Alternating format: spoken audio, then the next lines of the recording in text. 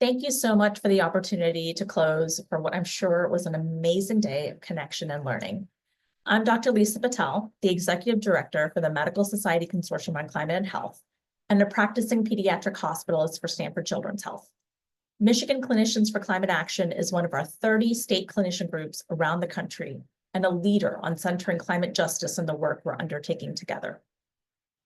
In every presentation I give, I quote a very famous Michigander, Dr. Mona Hanna-Attisha, who continues to do amazing work in Flint, Michigan. A few years ago, she wrote an op-ed for the New York Times where she wrote, "The will to survive and endure can be the deciding factor between a child who overcomes adversity and thrives and a child who never makes it to adulthood. But how long can we ask people born in the wrong zip code to rise above and persevere in circumstances beyond their control, no matter how central the idea of overcoming is to our archetypal American identity?" While Dr. Mona's commentary built from her work on lead poisoning, her commentary extends to the realm of social and structural determinants of health, on who is more poisoned by environmental toxins and why that came to be. It isn't accidental. Our entire energy economy was built on the notion of sacrifice zones. Where we cite areas of fossil fuel extraction, combustion, and refinement are not accidental. They happen more often in communities of color and communities experiencing poverty. We see this replicated over and over all around the country.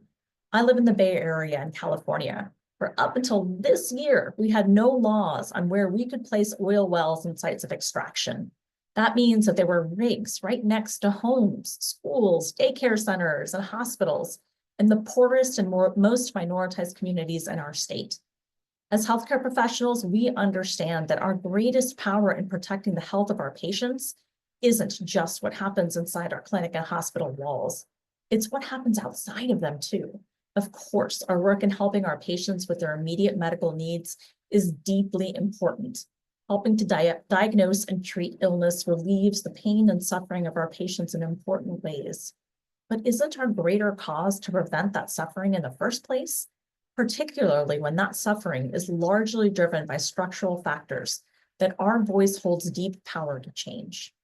Health professionals are one of the most trusted voices in our fractured political landscape, and framing climate change as a health issue is a deeply powerful way to depoliticize the issue and move us towards a just and healthy world for all.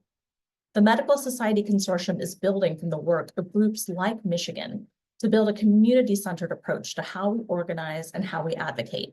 We're building out new work in the Gulf Coast states that builds off of this work. That includes, the Gulf states include some of the greatest concentration of oil and petrochemical industries, the greatest vulnerabilities to mounting climate threats, and the poorest health outcomes in the country. We're working with frontline and EJ organizations to build health professional groups that are centered on community voices and needs, understanding that our duty is to help carry the voices of community members in the halls of power to ensure their voices are heard. I'm deeply grateful for the work that Micah has led on climate justice and the hard and important work of organizing. It is close to impossible for one person alone to achieve change, but for a small group, okay, I'm not going to close on Margaret Mead. We've all heard that one. And it's true, a small group of people can do amazing things. But in 2024, we need some real talk. So I'm going to close with the wise words of Dr. Ayanna Johnson, a marine biologist and climate activist who talks about all the amazing interdisciplinary and justice-driven work that she does.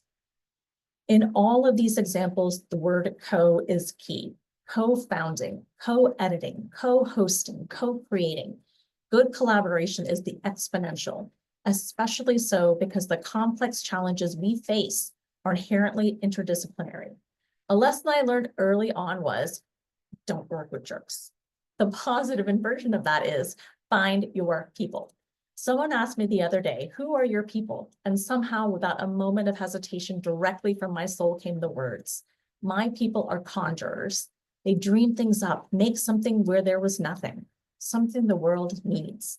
They don't stop at dreaming. They make magic in the real world. You all, as part of MICA and the consortium, are our dreamers, our conjurers, our magicians, for a world where we can uphold values like beauty, justice, love, and kindness. Thank you for all that you do, and looking forward for our shared work ahead.